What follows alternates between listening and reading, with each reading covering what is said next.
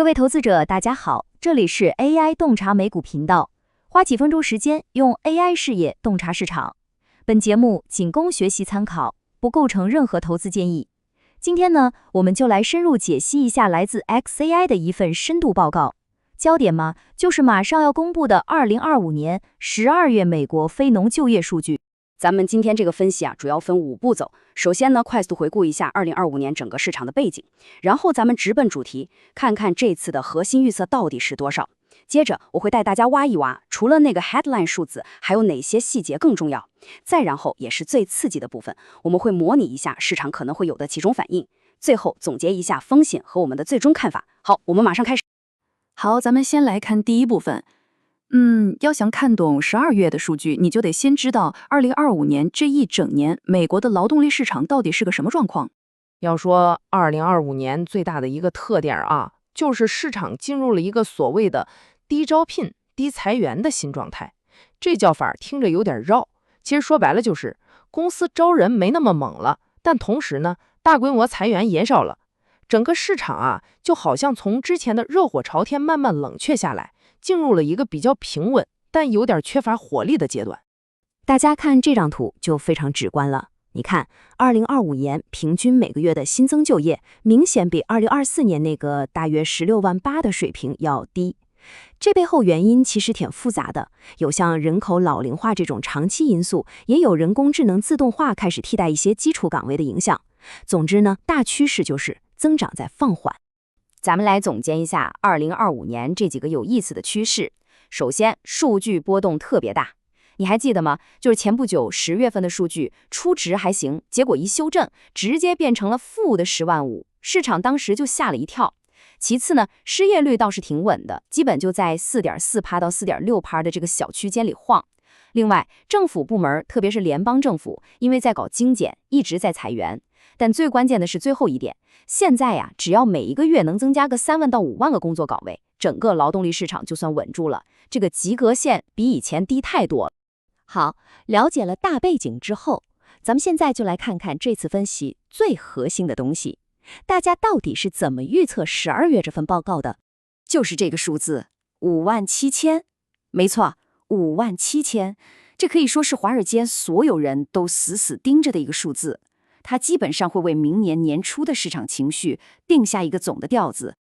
但有意思的地方来了，虽然有个57000的共识，但底下大家的分歧可大了去了。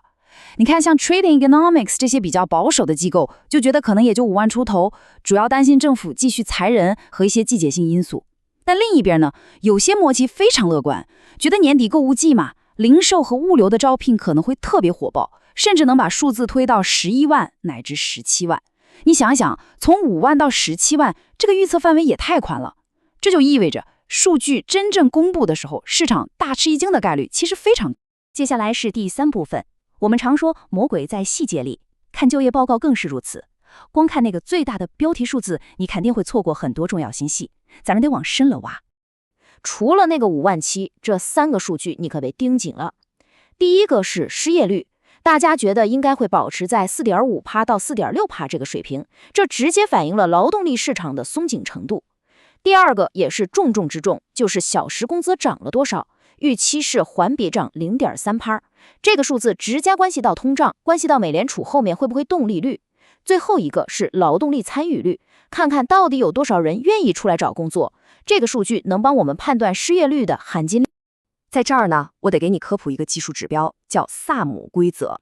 你不用记复杂的定义，简单说就是，如果失业率最近3个月的平均值比过去1年里的最低点高了0.5个百分点，这个警报就会响。历史上，这个警报一旦响了，后面经济衰退的概率就非常大。所以这次失业率哪怕只是稍微涨一点点，都有可能触发这个规则，引发市场对衰退的恐慌。所以你看就像一位分析师说的，像薪资增长这些细节，比那个标题数字本身重要多了。这句话说的太到位了，也正好把我们带到了下一个，也是大家最关心的部分。好的，现在到了最关键的部分了。数据出来了，市场到底会怎么走？咱们来做个情景推演。假设数据已经公布，你的投资组合将面临怎样的市场博弈？我们一起来看这张表，咱们一个一个来看，情景一，如果数据特别差，比如说低于4万，那市场就会觉得坏了，要衰退了。这时候债券收益率可能会下跌，美元走弱，反倒是成长股可能受益。情景二，如果数据刚刚好，就在5万到7万这个区间，那这就是大家最想看到的软着陆剧本，对股市是温和利好，像 AI、消费这些板块可能会表现不错。但如果是情景三，数据有点太好了，比如8万到13万，那通胀的担忧就又回来了，国债收益率会涨，科技股的压力就大了。最极端的是情景四，数据要是超过15万，那就不是好，是过热了。市场会担心美联储要重新加息，股市可能会出现大幅下跌。好，咱们来到最后一部分，聊聊这次数据背后有啥需要警惕的风险，然后我给大家一个最终的结论。作为投资者啊，有这么几件事你得放在心上。第一，数据修正的风险。前面也提了，2025年数据经常初值和中值差很多。第二，一些新的税收或者关税政策，它的影响可能是滞后的，还没完全显现出来。第三，万一出现什么地缘政治的黑天鹅，或者消费者突然不花钱了，那市场情绪马上就会变。最后一点就是我们前面说的那些特别乐观的预测，会不会有点想当然，高估了年底的招聘情况呢？这些都是不确定性。AI 分析师结论：综合我们上面所有的信息，这次的非农数据最有可能的结果还是会落在5万到7万那个刚刚好的区间里。这个结果呢，会进一步强化市场对于经济软着陆的主流看法，甚至可能为股市继续上涨提供一些动力。但这就引出了我们最后的一个思考啊，如果软着陆这个事儿，基本上所有人都想到了，市场价格也已经反映了，那现在最大的风险会不会恰恰就是我们所有人的这种乐观和自满情绪呢？